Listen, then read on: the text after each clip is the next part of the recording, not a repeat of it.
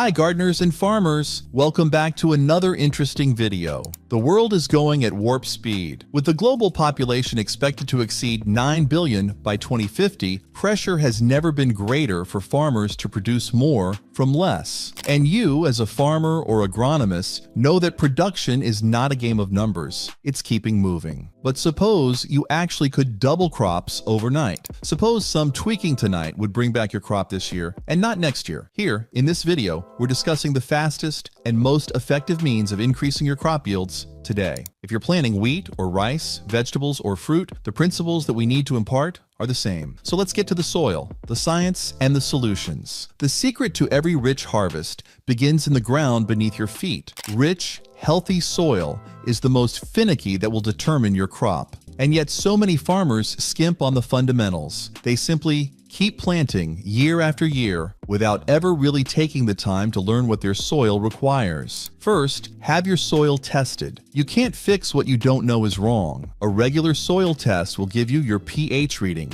your nutrient stress, the level of organic matter, and even residual residues of past pesticide or fertilizer use. With this, you will be able to make your changes. Those bypassing this step are left to race for yields with too many chemicals. But if you take proper care of your soil takes proper care of your crops naturally. It's the easiest and longest wager of power you can bestow on your fields. Healthy soil isn't dirt. It's a community of small living things, fungi, and bacteria all doing their part to sustain plant growth. When you invest in your soil's health, you're investing in the future of your whole farm. Soil condition also refers to the capability of crops to uptake water and nutrients. The poor soil will lead to runoff, leaching, and crop loss despite having everything else in order. You don't need to compromise your harvest when a simple test and an organic ad can give you an instant solution. Seeds are not one size fits all, and using the right seed may be the difference between a harvest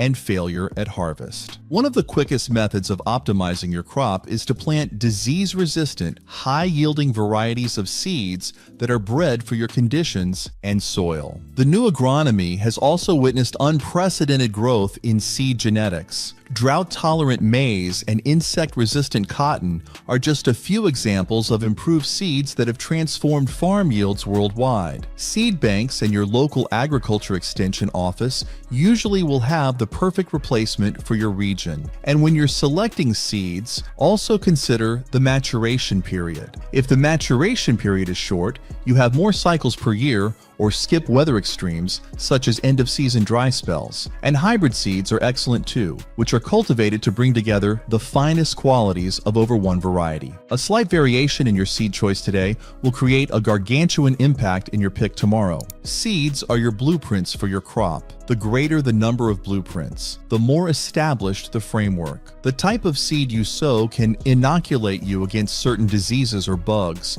toughen you for weather, and operate within soil limitations, preparing you ahead of time before the very first raindrop hits. Always buy certified, warranted seeds from superior quality suppliers. Such seeds are thoroughly tested and guaranteed quality with improved germination, consistent growth, and increased uniformity, all of which translate into stronger overall production. Water is life, but in agriculture, it's tactics. Water wastage is one of the biggest sources of production loss all over the world. An excess amount of water will rot the roots. Less will kill the crop. Either way, production is lost. The answer is smart irrigation. Sprinklers and drip irrigation can deliver water where and when it's needed. No guessing, no waste. And even if an entire system isn't feasible, installing halfway measures such as mulch to retain water or cover crops to avoid evaporation can pay off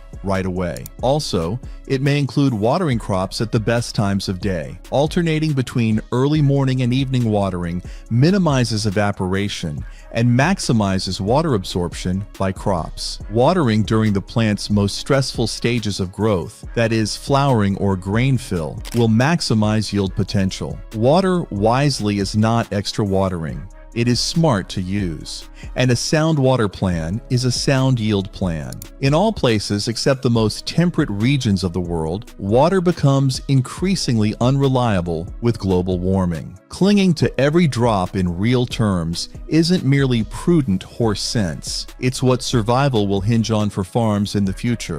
Never undervalue the fact that even rainwater harvesting systems provide affordable, environmentally friendly alternatives. Rainwater storage and harvesting during wet periods provide you with a cushion during dry periods and make you a more flexible producer. Fertilizers are great tools, but abused, they're a worse blessing than a curse. Spraying arbitrary quantities of nitrate, phosphorus, or potassium into the air without reason is shooting blind. Caressing application of nutrients is the secret to your plant's potential. Second, use the results of your soil test as a basis for fertilizer decisions. Guess not, diagnose. Provide the correct nutrients in the correct amount at the correct time.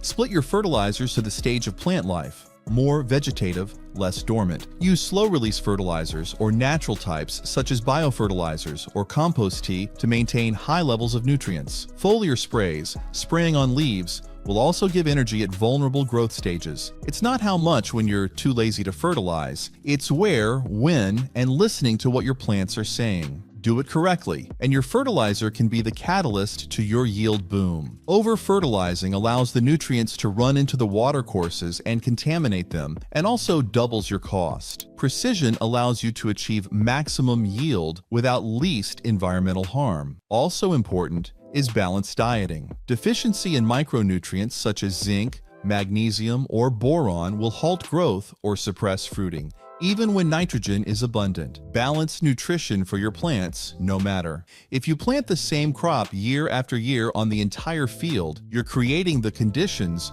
for diminishing returns and less productivity. Crop rotation ain't no myth. It's science for replenishing soil health and disrupting disease and insect cycles. Crop rotation, such as beans or peas with cereals, will effectively recycle nitrogen to the soil. Intercropping, that is, planting 2 or more crops in one bed, can prevent weeds from germinating and enable maximum utilization of resources. Crop diversification ensures your farm is stable if there is market volatility or an attack of infestation. You don't require a huge ancestor farm to rotate. A simple amount of changing plantings is enough to repair the soil and deceive pest populations. Consider your field as a bed. It requires a good diet, diversity, and time to recover. Small variations in crop composition are God's way of repairing the earth and boosting long-term yields. Planting native or heritage varieties in rotation also taps good genes and introduces local diversity, a buffer if market stress or weather stress causes an unexpected change. Crop rotation techniques have been scientifically shown to deliver yield benefits of as much as 25% over the long term through maximizing soil health, establishing microbial life, and lessening pest pressure without further chemicals. Pest insects and diseases are not flashy burglars. They sneak into your farm in the dark, and before you know it, they have snatched half your harvest. The only good thing about the whole experience is that if you have good management, you can catch them before they have a chance to make nests. The best method of achieving this is integrated pest management, IPM. It uses biological control, such as ladybugs that consume aphids, cultural controls, such as crop rotation, and chemicals as a last resort. This does not create resistance and conserves helpful bugs. Inspect your crops regularly. Take a walk around your fields. Take a look at the leaves, stalks, and ground. Catch it early and correct it early. Apply natural pest repellents, neem oil, or pheromone traps if necessary. A healthy plant is a well-nourished plant. Well-nourish your crops and they will be able to withstand disease. Prevention is less expensive than a cure. Finding an infestation or fungal disease early could just save a crop or not lose a whole field. Keeping records does too. Monitoring past infestations, pests present, and how your treatments work allows you to seasonally plan and prepare in advance of potential threats before they become full-blown issues. Precision agriculture allows one to view where in your property should be cultivated. Real-time information tells you whether it is deficient in nutrients, water, or infested with pests. Applications can even compute the fertilizer requirement based on growth stage and the location of the crops. Don't be afraid of technology. Even a weather program that's just going to help you plan to irrigate or spray pesticides will make you a better crop. Equipment is out there. You just have to use it. Having technology doesn't make you an average farmer. It makes you a better one. Computerized choices cut waste, save you money, and automate tasks. No degree in computer science required. Only the miracle of discovering how technology can simplify agriculture. Crop modeling, artificial intelligence farming, and yield prediction software are assisting even the smallest farmers to make intelligent, large-scale decisions. Take the edge. It's there to be taken. Did you know your fruit was tiny